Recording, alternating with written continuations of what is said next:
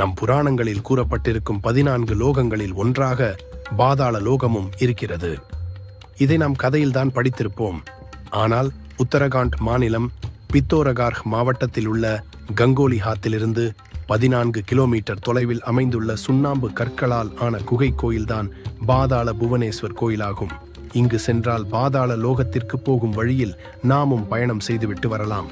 இந்த பாதாள குகை 160 மீட்டர் நீளமும் 90 அடி ஆழமும் கொண்டது. இது வெறும் குகை மட்டுமில்லாமல் இந்த குகைக்குள் பல குகைகள் பிரிந்து செல்கின்றன என்பது குறிப்பிடத்தக்கது.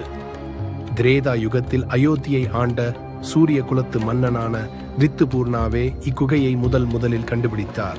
ஒரு மானை துரத்தி கொண்டு காட்டில் செல்லும் போதே இக்குகையை அவர் கண்டுபிடித்து உள்ளே செல்ல முயற்சித்தார். அப்போதுதான் ஆதிசேஷனை பார்க்கிறார்.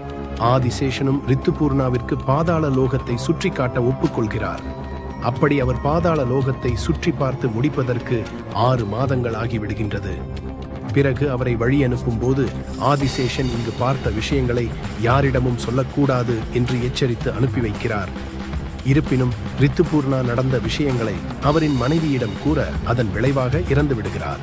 பின்பு அவரது மனைவியே இவ்விடத்தை தேடி கண்டுபிடித்து உள்ளே செல்வதற்கு படிகளை கட்டுகிறார்.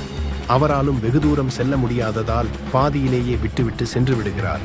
மீண்டும் துவாபர யுகத்தில் பாண்டவர்கள் கைலாயம் செல்வதற்கு இவ்வழியை கண்டுபிடிக்கின்றனர். அதன் பிறகு கலியுகத்தில் ஆதிசங்கரர் இக்கோயிலை கண்டுபிடிக்கிறார். அன்றிலிருந்து இன்று வரை இக்கோயில் மக்கள் பார்வைக்கு திறந்து வைக்கப்பட்டுள்ளது. பூமியை விட பல கோடி வருடம் பழைமையான இடத்திற்குள் நுழையப் போகிறீர்கள். அதனால் கவனம் தேவை என்ற பலகை வைக்கப்பட்டுள்ளது. மெய்ச்சிலிருக்க வைக்கிறது. பாதாள லோகத்திற்கு செல்லும் வழி மிகவும் குறுகலாக இருக்கும். உள்ளே இரும்பு சங்கிலிகள் இருக்கும்.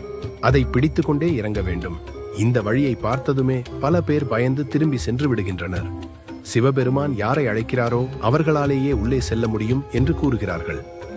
இக்குகைக்குள் உள்ள எல்லா வடிவங்களும் இயற்கையாகவே வடிவமைக்கப்பட்ட சுயம்பு வடிவங்களேயாகவும், உள்ளே சென்றதும் முதலில் காணக்கூடியது ஆதிசேஷனுடைய உருவமாகவும், இது பூமியை தலையால் தாங்கி பிடித்திருப்பது போல இருப்பது ஆச்சரியமாக உள்ளது. மேலும் பற்கள் முதல் பாம்பிற்கு இருக்கும் விஷப்பை கூட இந்த ஆதிசேஷனிடம் உள்ளது.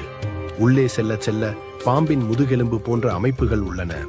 அங்கே இருக்கும் மிகவும் குறுகிய குகையான சேஷாவதி குகையில் இச்சாதாரி நாகங்கள் வசிக்கின்றன என்று நம்பப்படுகிறது.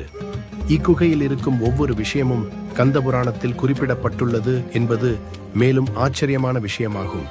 மேலும் 1000 கால்களை கொண்ட இந்திரனின் ஐராவத யானையின் கால்களை தரிசிக்கலாம்.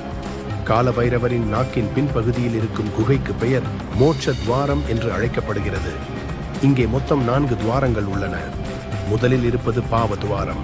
இராவணன் இறந்ததும் இந்த வழி மூடிவிட்டது. அடுத்தது ரணதுவாரம். குருக்ஷேத்திர போருக்கு பிறகு மூடிவிட்டது. அடுத்து இருக்கும் 2 துவாரங்கள் தான் தர்மதுவாரம் மற்றும் மோட்ச துவாரமாகும்.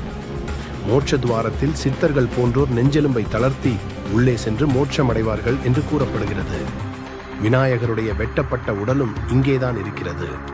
அதற்கு மேலே இந்திர லோகத்தில் மட்டுமே இருக்கக்கூடிய 8 இதழ் கொண்ட பாரிஜாத மலரும் அதிலிருந்து சொட்டும் அமிழ்தமும் நேராக வெட்டப்பட்ட விநாயகர் உடலில் படுவது போல அமைந்திருப்பது ஆச்சரியமாக உள்ளது. இங்கு உள்ள அனைத்துமே இயற்கையாகவே உருவானது. பகிரத மன்னன் தனது சாப விமோசனத்திற்காக கங்கையை நோக்கி தவம் புரிந்து பூமிக்கு வரும்படி அழைக்கிறார். தான் பூமிக்கு வந்தால் அந்த வேகத்தை பூமி தாங்காது.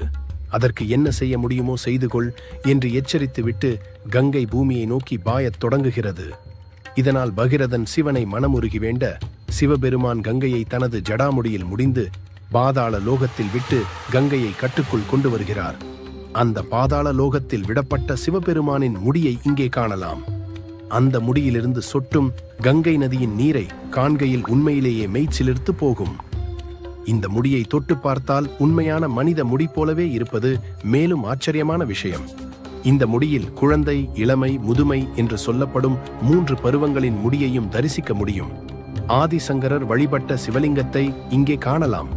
அந்த சிவலிங்கத்திலிருந்து வீசும் ஒளியை மனிதர்களால் தாங்கிக் கொள்ள முடியாது என்பதால் செப்புத்தகடு வைத்து மூடியிருக்கிறார் என்று கூறப்படுகிறது. உங்களுக்கும் இந்த குகை கோவிலுக்கு செல்ல ஆசையா இருக்கா? கமெண்ட்ல சொல்லுங்க.